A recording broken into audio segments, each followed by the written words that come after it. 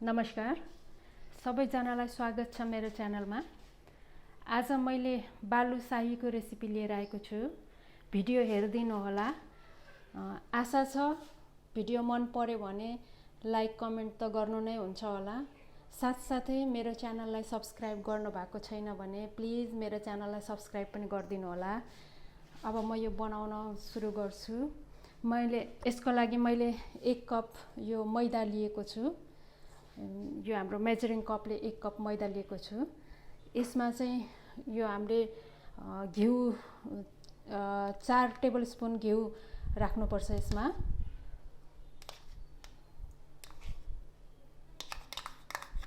घिउ भयो। यसमा बेकिङ पाउडर हाम्रो हाफ टी स्पुन,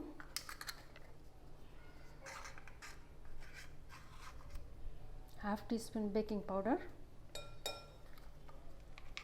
र एकदम थोरै मात्रामा 1 पिन्च जति बेकिङ सोडा पनि हामीले राख्ने। यसमा धेरै होइन, 1 पिन्च जति बेकिङ सोडा।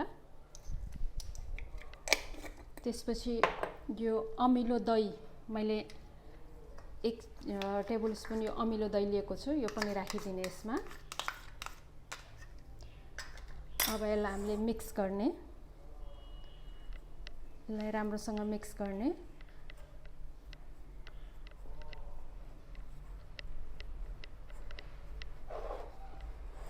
अब यसमा हाम्रो आवश्यकता अनुसार पानी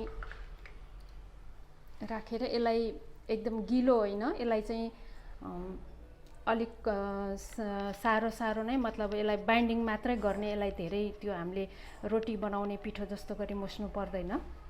यसलाई चाहिँ हामीले सबैलाई एकै ठाउँमा, मतलब डो मात्र बनाउने, त्यो नरम डो चाहिँदैन। यसलाई अलिक कडा नै बनाउनु पर्छ।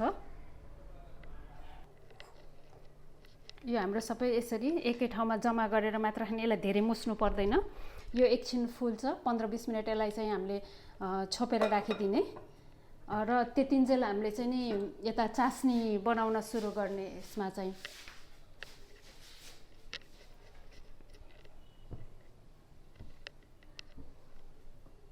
यो चास्नीको लागि मैले हाफ कप चिनी लिएको छु। यो हाफ कप चिनी राख्छु।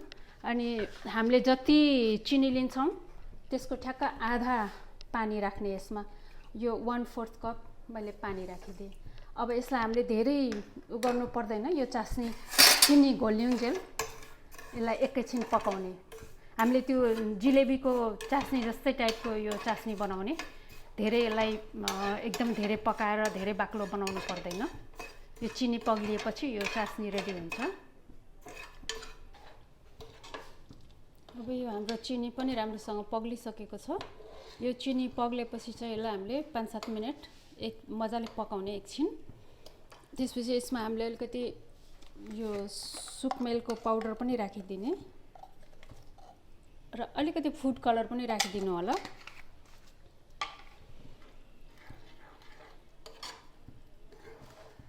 यो हाम्रो अब एकछिन यो भयो। मैले यहाँ तेल तताउन बसालेको छु। अब यो हाम्रो पिठो पनि 15-20 मिनट जति भयो, यो फुलिसक्यो। अब यसको चाहिँ हामीले बनाउन स्टार्ट गरौँ। यो चाहिँ तपाईँलाई आफूलाई जत्रो बनाउन मन लाग्छ त्यत्रो बनाउन सक्नुहुन्छ। ठुलो बनाउनुहोस्, सानो बनाउनुहोस्। यसलाई धेरै मिच्नु पर्दैन।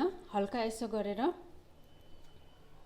यसलाई चाहिँ यसरी हाम्रो बिचमा प्वाल बनाएर यसरी बनाएर यो बनाउँदै राख्ने। यसलाई धेरै एकदम टाइट गरेर नगर्नु होला। यो हल्का हल्का हातले गरेपछि यो आफै फुल्छ। यो यसरी बनाउँदै जत्रो साइज बनाउन मन लाग्छ त्यत्रो साइजको बनाएर बनाउनु होला। अब यो चास्नी पनि हाम्रो रेडी भयो। अब यो स्टोभ अफ गरिदिन्छु म।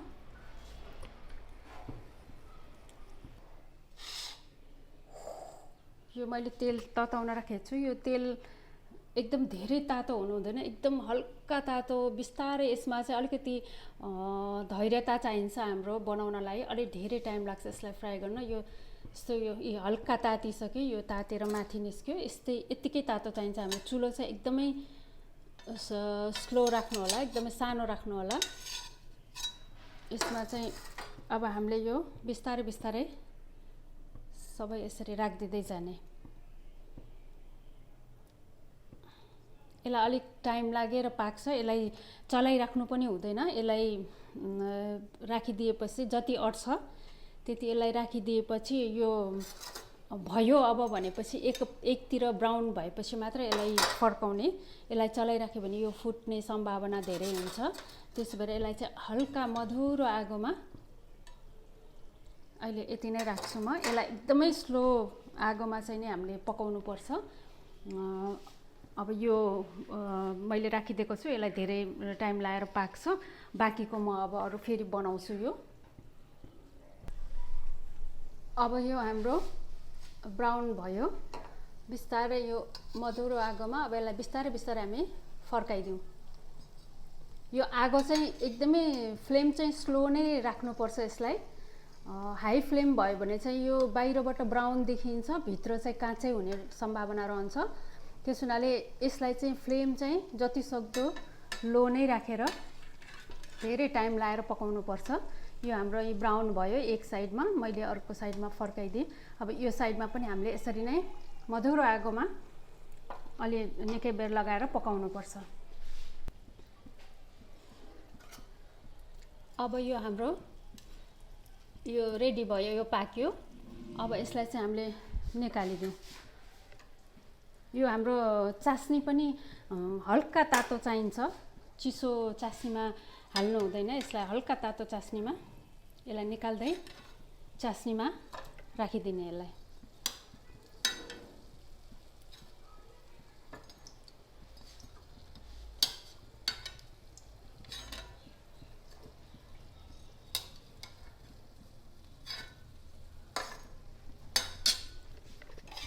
हामीले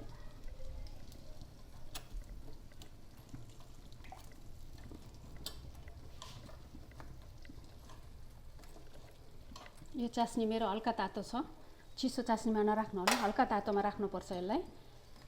यसै गरी हामीले यो सबैलाई 2 मिनट हामीले यो चास्नीमा यो सबैलाई राखिदिने।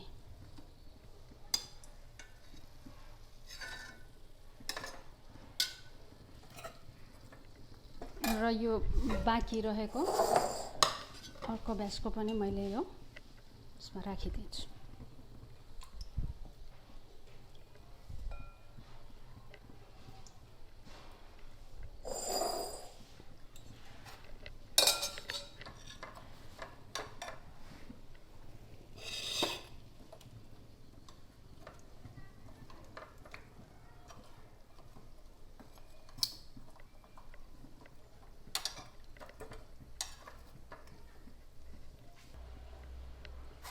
अब यो हाम्रो 2 मिनट भयो, यसलाई चास्नीबाट निकालिदिउँ।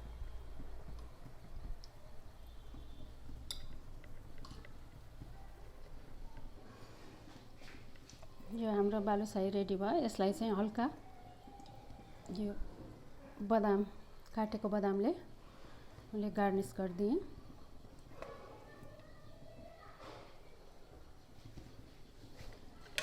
यो बालुशाही हाम्रो रेडी भयो। अब यो एकचोटि बनाउनुहोस्, आफू पनि खानुहोस् र आफ्नो प्रियजनहरूलाई पनि खुवाउनुहोस्। यो बालुशाहीको आनन्द लिनुहोस् र प्रतिक्रिया दिन चाहिँ नि नबिर्सिनुहोला। धन्यवाद।